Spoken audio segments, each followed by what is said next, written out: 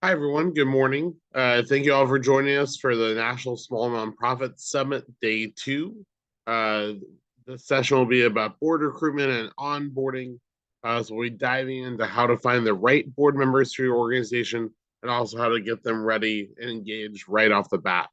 We'll be referencing a few different worksheets and tools and resources. Those are going to be in that digital workbook that you all have. If you don't have that, that's also going to be included in the summit follow-up email. So you'll have access to all the workshops, worksheets, tools, and resources that we're mentioning today. So with that, we'll go ahead and dive on in to board recruitment and onboarding. So we'll start with board recruitment, right? How we get the right board members on our board. And then we'll go from there and talk about how we then kind of onboard and engage them to make sure that they're ready to go.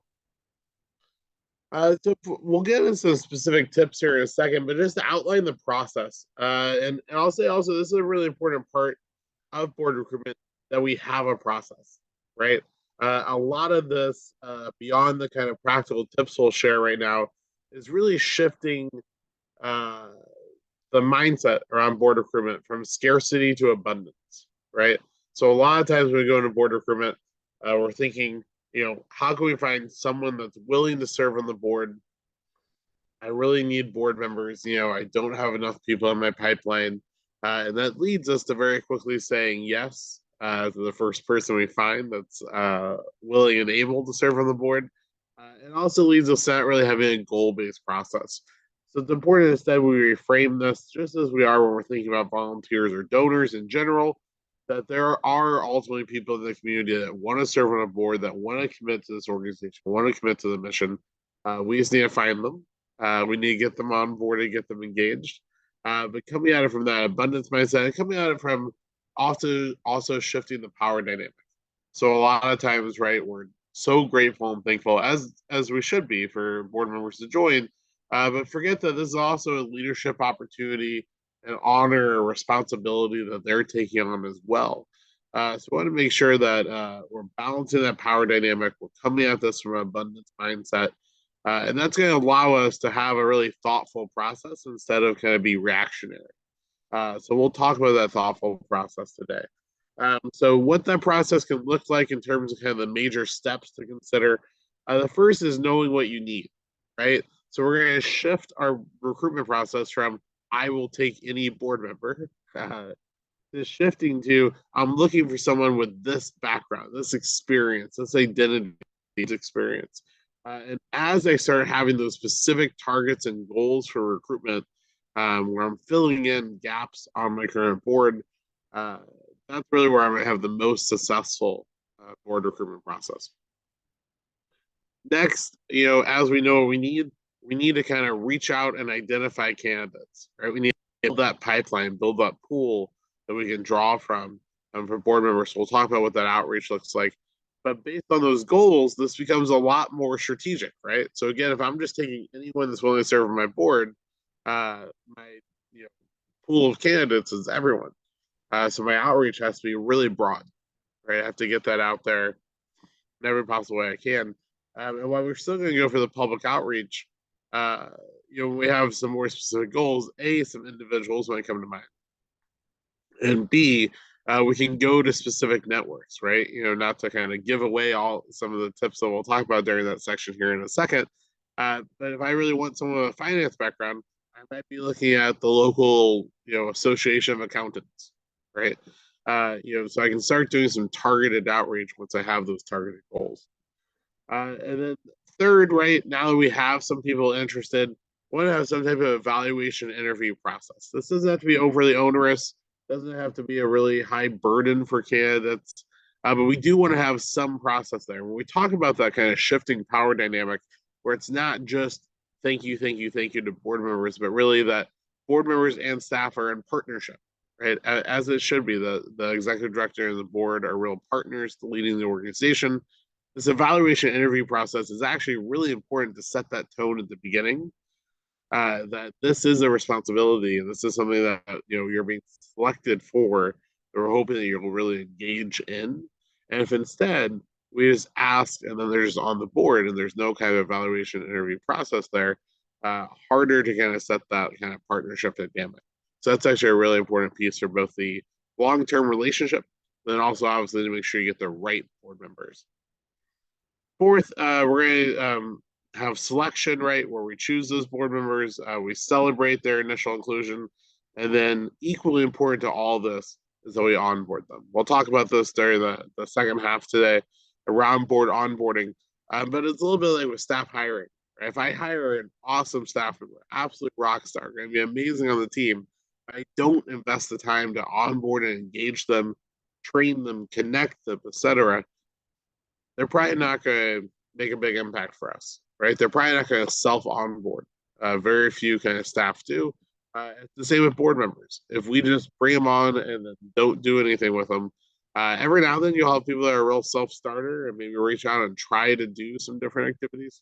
But most of them aren't going to make as big of a difference. So it's really vital we stay committed to the process and do that really intentional onboarding.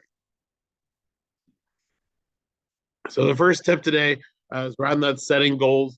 And this is a pretty straightforward one. This is really just thinking through what do I want out of the board members I'm bringing on. We'll talk about a tool to help you do this in just a second. But where this should come from is identifying what gaps currently exist on my board, right? In terms of knowledge, experience, networks, uh, background, personal demographics, etc. What kind of gaps exist on my board, and how can I fill those in? The other way to think about this, often we're working at it from that mindset, right? Who's not at the table and who should we have at the table to bring skills, experience, awareness, etc., that we don't currently have on the board. But the other way to think about this too is that if your organization is embarking on some new activities, right, a new strategic direction, really doubling down somewhere, it can be helpful to have at least a board member that has a background in that, right? And sometimes that's really practical, right? We're getting ready to start doing a lot more advocacy, a lot more research. So I want someone with an advocacy or research background. But sometimes that's more experiential, right? We're getting ready to launch some new programs. So I kind of want someone with kind of an entrepreneurship background. We're getting ready to launch some earned revenue programs. I want someone with a business background who's run some small businesses, who understands that kind of hustle and need to create something from scratch. That might be a really helpful experience to have and kind of perspective to have on the board. So sometimes, again, very concrete, sometimes a little more kind of theoretical, experiential, but based on what we're doing and prioritizing, that also might drive who we want to have on the board. So when we think about this, again, skills, experience, connections, right? Setting goals for the number of new members we're going to bring on that have some specific backgrounds, network skills, etc. Thinking about the number of applicants who want the number accepted. Now, this doesn't have to be a high number. We don't have to be like, interviewing 10 people, selecting one. We probably don't want to be doing that. But this is just to say, just because you interview someone to be on your board doesn't mean you have to offer them a board position. And that's really the big thing there. We see a lot of organizations feel like once I get you to the interview process, I have to bring you on. Same as when we're hiring staff, right? There's no obligation there. That is still a great time for that board member, board prospect to say, hey, I don't think I have the time for this right now, or this doesn't really seem like a fit. It's also a great time for you to say, hey, I don't think this seems like the right fit, but there's some other opportunities, other ways you can engage. They might be a great fit later on. So we don't want to close that door, but we also don't want to spend too much time with that. And then finally, as we're thinking about skills, experience, connections, identity, etc., we're thinking about setting these goals to purposely drive diversity on our board. For a lot of boards, that's prioritizing, as it should be, racial equity. Because we've seen boards be a lot slower to diversify racially than nonprofit staff leadership. So I want to make sure our board is prioritizing that. But it's also looking at things like age, again, occupation. If you work regionally, it might be geography, thinking about the network that people are tapping into. We don't want all our board to be kind of 10 people who are already friends who run in the same social circles, because for very practical reasons, even just fundraising, right? If they're all talking, if they all live in the same neighborhood and they're talking to the same neighbors, right, to try to fundraise for you, that's not going to be a very diverse or large network that they can tap into. So really want to think about how we diversify in a variety of ways. But for many organizations, a top priority is around racial diversity, because only 16% of the boards that we work with are majority BIPOC, while 40% of staff leadership is. So a real need to continue to kind of purposely have some recruitment goals there and recruitment outreach. As I mentioned, one of the tools that you can find in your workbook is around the board matrix. So this board matrix is going to help you very simply kind of identify who is on my board right now. So I know that there's no way you can read this, but on the different rows on the left-hand side here, it has different skills, experiences, identities, etc. So things like fundraising, some maybe the major fundraising channels we're doing, maybe some program-specific elements, maybe financial management, strategic management, staff management, HR, etc. So it has the skills, might have a couple of experiences right around managing staff, growing an organization, starting a new program, etc. Might have some things around the network that they have, right? Do they go to college locally? So they have like alumni network, and then some things around personal identity and lived experience we might want to prioritize. So there's in the template, a bunch of different examples of these. You can delete some of these. You could add some of these. This is just kind of a starter place for you to go from. And then the different columns are the different board members you have. So it is important to have them fill this out or look at this and kind of fill this out with you, because there's some things that we may not know, right?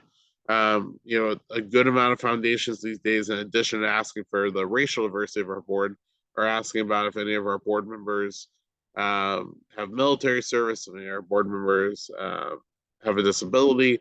And as we think that's relevant to the work, we get asked a lot of times if we really need to ask board members all that. That's up to you. It's based on the work you're doing and how often funders are asking for that. If you think that different diversity is going to add a perspective that's important to your work. But basically, board members are the columns, the rows are their different skills, experiences, networks, identities, etc.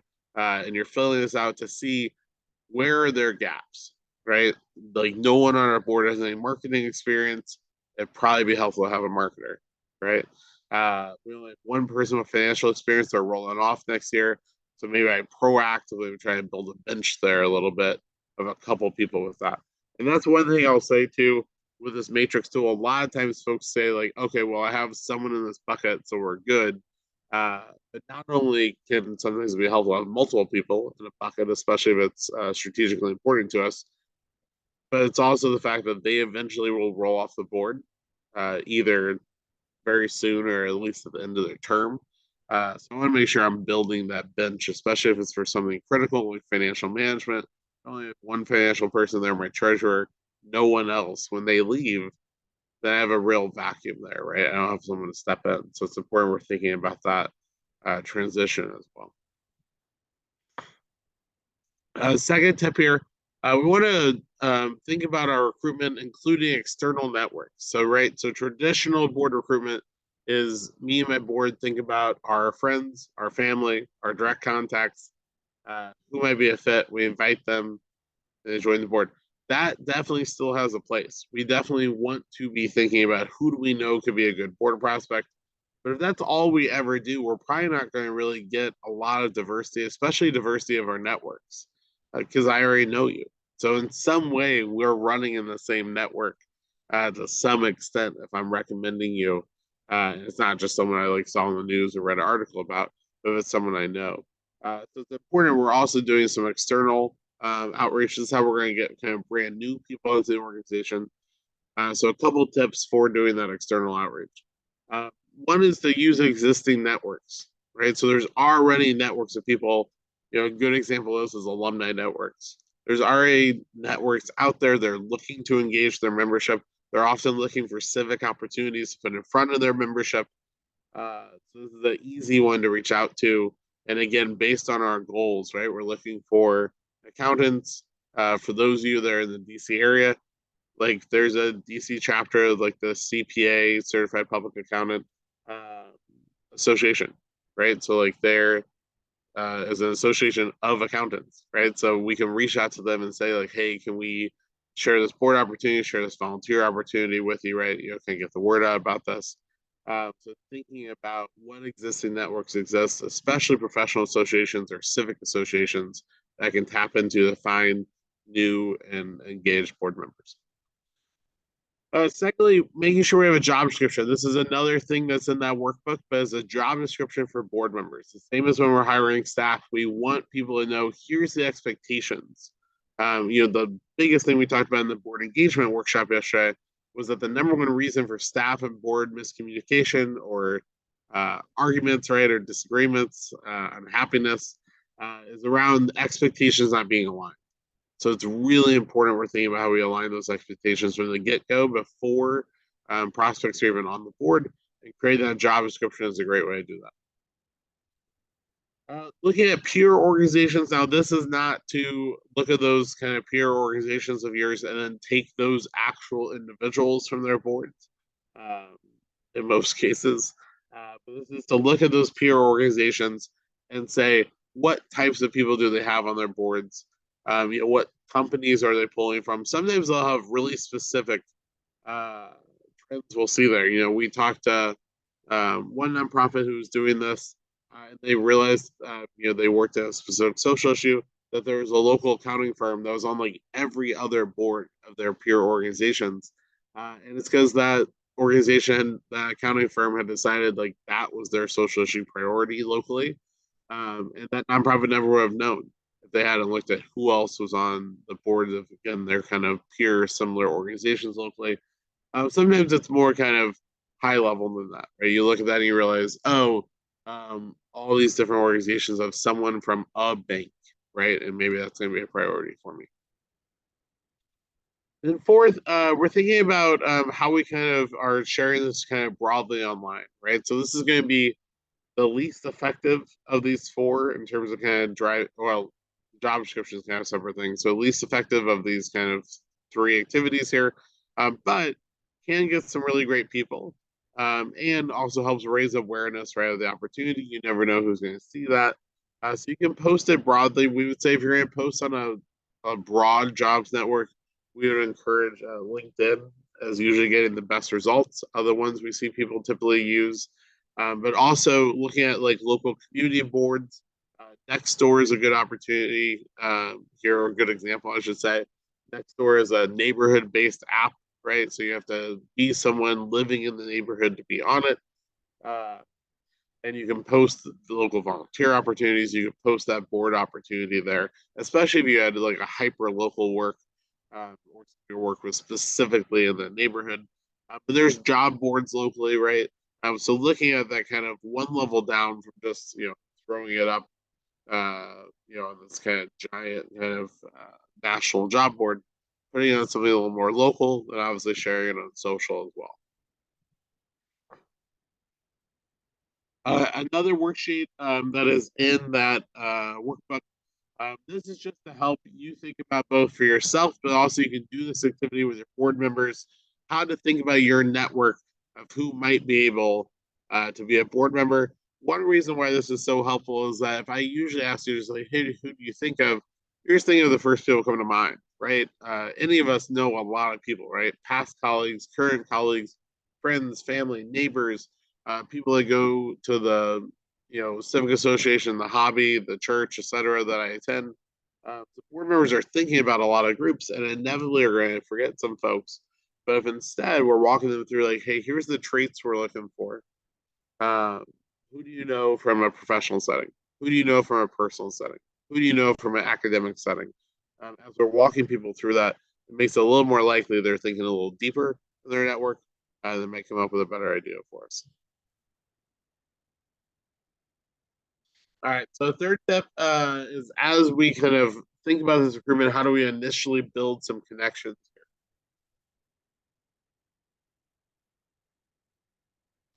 here? So the first is we're thinking about what kind of pre-existing contacts do we already have. So before we have to do any outreach, we might already have a pipeline of board prospects.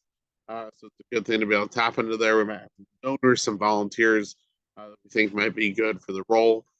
So that's where we're starting in terms of recruitment. Next, we're tapping into some of those networks that we talked about, trying to get new people in the door. The goal here is just to get on their radar and have an initial meeting with either a board member or the executive director. And for most of us, we probably don't have enough prospects to warrant this, but if we do have 5, 6, 10 plus people we think might be interested, we could host kind of a group session to just answer questions about the organization, but also answer questions about the board. So we've seen some organizations do that are a little more regional or kind of multi-regional in size. For the majority of our smaller partners, that's not going to make a lot of sense. But thinking about the common FAQs is really important, and you can put that on your website. You can share that with board prospects. But answering some of the common questions around, do I have to be a millionaire to be on this board? What's the give or get? What network do I need? Those are a lot of the questions board members ask. So including some FAQs there can be helpful. When thinking about your selection process, we want to make sure that board prospects are all applying for the position. Now, this does not have to be a big application. We recommend just a resume, right, that has their kind of relevant professional credentials, and then a note of interest. And why we say a note, just kind of paragraph or less, you can have a full cover letter.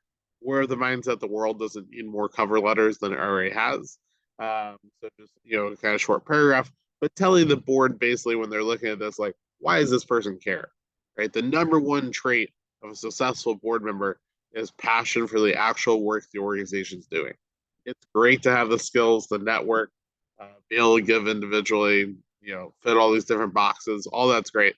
At the end of the day, the best board members we see time and time again for any organization and cause are those that actually authentically care about what the organization's doing. So note of interest resume. They send that to the governance committee or the executive committee or the selection committee, whatever small group on the board is driving this forward. They're going to meet virtually to review those materials, preferably from a few candidates, right? So preferably it's not just one off. They have a couple people to look at, so there's a little comparative analysis there. We're taking that to an interview. They should schedule a meeting and meet with 2 board members, ideally. At minimum, 1 board member if we don't have the engagement to have 2. But ideally, a meeting with 2 board members. And if they haven't met with the executive director at all, they should meet with the ED at this point. Often the ED has met them before or is the one bringing them in. But if they haven't, they should also meet with the ED separately. We'll talk about what to do during the interview in a second. From there, that governance selection exec committee comes back together, discusses that interview again, makes a recommendation for who should be on the board. The whole board votes at the next meeting or electronically, approves folks, and then there should be a real celebration of that. We'll talk more about that in a second. And then there's onboarding, which we'll talk about during the second half today. So again, in the workbook, so I won't spend long here, but basically we're asking 3 big parts here. We're asking some questions about what made them interested in the board. We're asking some skill-based questions around kind of some of the things they'll have to do as board members. And we're asking some kind of personal background questions about, again, kind of trying to get at why they're excited by this. Do they understand the commitment this is? Are there specific skills or networks we're looking for? If so, we're asking about it there. All right. So shifting gears from, we have this amazing new board member, right? We're so excited to have them on the team. How do we actually get them engaged?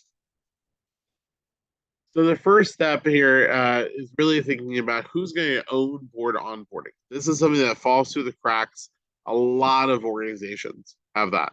Is it the executive director's responsibility, the board chair, the governance committee, the executive committee, some combination of those, none of those?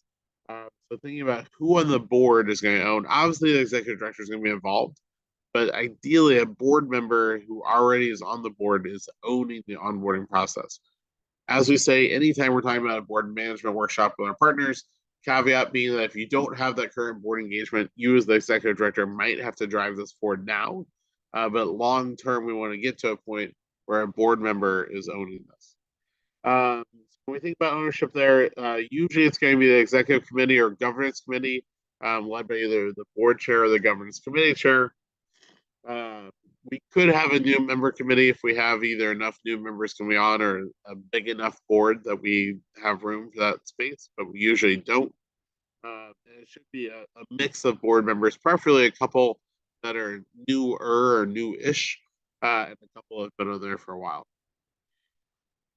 All this ownership doing, they don't have to do everything, right? That's not the goal, but they're just ensuring the process is followed. So as we set up the process we'll talk about today, someone has to make sure we're doing it. And ideally, this is the person that's kind of checking those boxes. The first step in the onboarding process is authentically welcoming and celebrating them. So once they get selected and we send them that email saying, hey, you're on the board now, do you accept? Once they accept, we want to say email with the whole board and really make this a celebration, right? Let them know that this is an honor, a responsibility, but also something we're really excited about. In most cases, even if they don't re up their term, they're going to be working with that organization now for 2 to 3 years, right? It's a typical first cycle term limit. Uh, so that's a long commitment.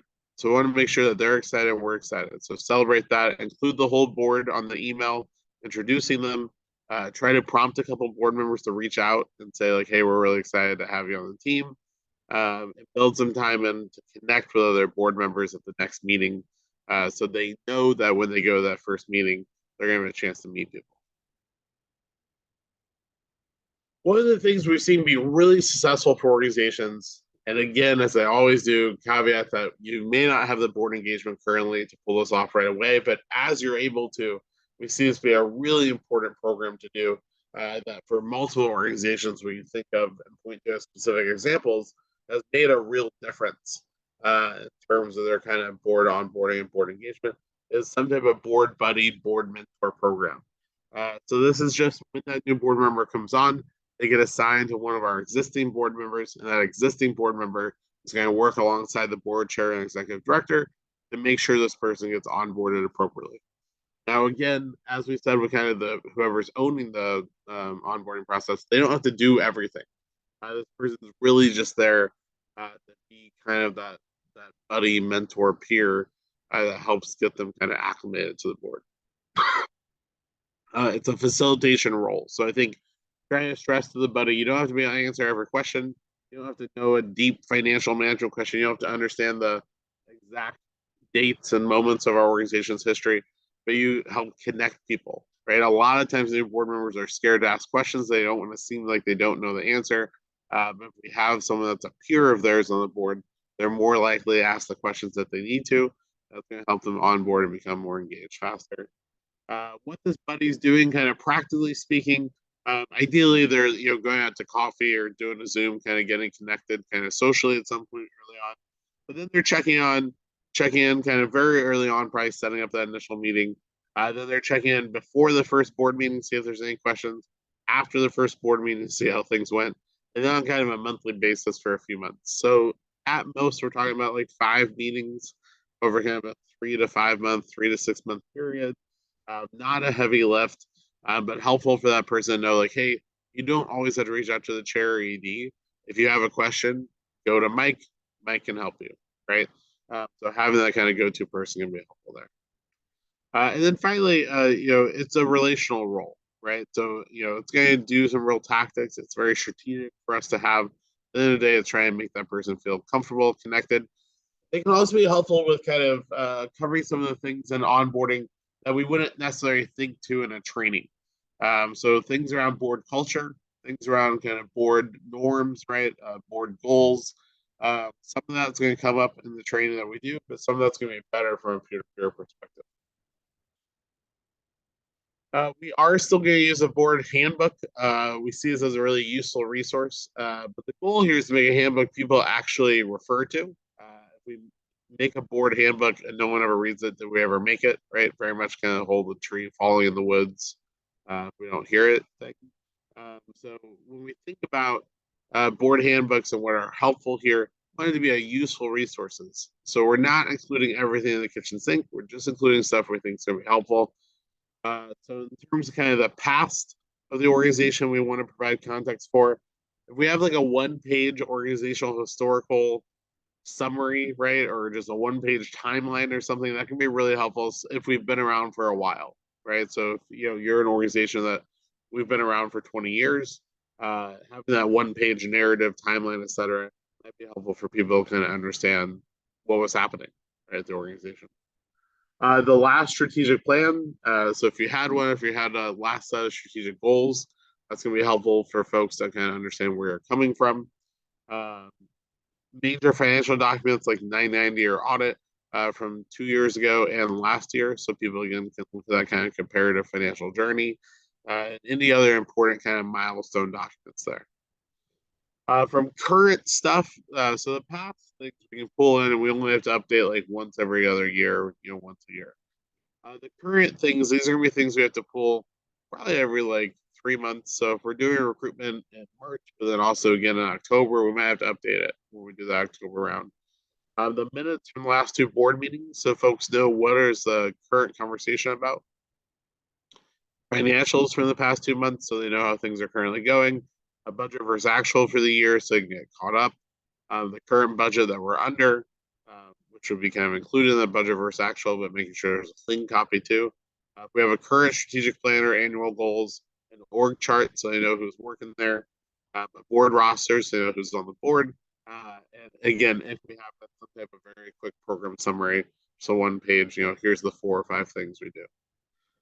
And then finally, the goal here is this is digestible. We don't need new members to read everything. We should give them a couple targeted kind of reading lists, right? From all this, here's the 3 things really what you understand: budget, current strat plan, and last 2 years of financial documents, right? If you know those things, you're pretty ready to go, right? So letting them know what they need to look over, not everything, but everything else is a resource, and then make sure you're asking, do you have any questions on it? All right, in terms of what we're training them on, there's some logistical stuff, right? How to access the organizational documents that they have access to, some of the keyboard responsibilities and timing throughout the year of those responsibilities, any other systems or tools they're going to need to know, an overview of our finances. And we really recommend making that mandatory for every board member. A lot of board members, if they come on and don't have a financial background, feel uncomfortable saying like, hey, I don't really understand X, Y, or Z about nonprofit financial management. I've never looked at a profit and loss statement before, etc. So just making that a mandatory short 20-25 minute, hey, here's the 3 main financial documents. If you're a Spur local partner of access to our online library, we have a recorded webinar on some of the major kind of financial documents, very one-on-one. So either using an external training or making our own, but making sure board members have an early introduction to like, hey, here's some of the stuff we're going to talk financially about on a regular basis. I want to make sure everyone's on the same page about how we're using language around it. Making sure that we're doing some training, ideally, on kind of fundraising and advocating for the organization. So even if that's simply the meeting with the development staff or meeting with the ED to hear like, hey, here's how I usually talk about it. Here's a couple templates for emails you can send. Here's our typical donor profile. So if you know anyone that fits this, let us know, because we know those folks often are excited to give to us. So giving some type of early, if not training, at least conversation around fundraising can be really helpful there. We want to make sure that as part of onboarding, they understand the big buckets of their responsibilities, right? They have governance responsibilities, they have financial responsibilities, and they have responsibility to kind of share about the work. So just making sure that depending on the board, you do these more or less, and you also have other buckets probably as well. But these 3 pillars should be true of every board member at every organization. We talked about this yesterday in the engagement workshop. So if you were there, this sounds familiar. If not, I'll just cover this quickly. But this again is in that workbook that you have, a template for this. This is an annual agreement board members sign. New board members should sign it at the end of or during their onboarding process, but just saying the things they're committing to do. So we just want kind of a written kind of contract for the year about what they're committing to do in terms of board attendance, fundraising, engagement, public representation of the organization. All those are kind of helpful things to include in there. And finally, we want to get them on a committee sooner than later. So a lot of times people wait to do this. The longer you wait, the less engaged they become, right? So it's a little bit like if we had a new staff member and didn't give them a major project for 6 months. It probably would, they may not feel very engaged in the work, right? So we want to make sure that their board members are excited when they first join, let's use that and get them kind of doing something. So we want to get them on a focused committee that has kind of a set of responsibilities. When we say charter there, that's just kind of a one-page document outlining what the committee does. We again have a template for that. So if you need a starting place, but we recommend all committees have a charter. There's a one page. Here's what we do. Here's why we exist, etc. After their first general board meeting is the best time to get them on a committee. That's giving them enough time to kind of get the lay of the land, understand what we're working on, what we're talking about, what interests them, and getting them on a committee after that first board meeting. Really, we're trying to use these committees to drive meaningful work. This is where a lot of the work of the board gets done. The majority of the work of the board ideally is happening in committee. So as we can get them in there, that's going to give them some meaningful tasks to kind of take on. It's going to be a relational opportunity, right? It's a small group. Even if we only have like 10 or 12 board members, that's already a lot of people to meet at once. So on a committee of 3 or 4 instead, they can build some tighter connections there and start feeling included as part of the group. We want those committees, as we talked about yesterday in the engagement session, to own parts of the agenda. So those committees seem elevated and important to the board. And then we're going to check in with those new folks after kind of a couple committee meetings to see how it's going. So overall, when we're thinking about the first year of onboarding, which is the timeline we think for board onboarding, is really thinking about what does that first year look like. Right away, we're celebrating them. First couple months, they're getting their board buddy. They're going to the first board meeting. They're going to the first committee meeting in most cases. Across those kind of 3 to 6 months, if not done already, they're filling out their commitment form and they're getting to engage in some meaningful work on the committee. So they feel like they're actually contributing to the board. During the second half of the year, the board buddy kind of phases out, at least formally. Hopefully they're connected now and they still stay in touch, but the formal part of it fades out. They're still checking in with the chair ED on kind of a quarterly basis. And then 1 year in, we're asking them kind of retrospectively, how'd that first year go? All right, so a couple next steps for this. Filling out that board matrix to understand what gaps you have on your board right now, so you can set those goals. Setting some goals for recruitment, really important. Making sure our onboarding and selection processes are defined. We know who's doing what. More than one person's responsible for this, so this isn't all in the ED or board chair or governance chair. Use our templates or others as a starting place if you don't have some of these documents, so you don't have to make everything from scratch. And then finally, as we're doing that 1 year reflection with new board members, ask them how onboarding went. The people who are going to know the best about how your board onboarding is working right now are the people you already have on your board. So ask current board members as you set this up, and new board members as they come on, how is onboarding going? They'll definitely have feedback for you, and that's the best way to learn from it. So thank you all for joining. Again, slides, recording, etc. will be available on the Summit website post-Summit. I hope to see you in another session. Have a good rest of your day.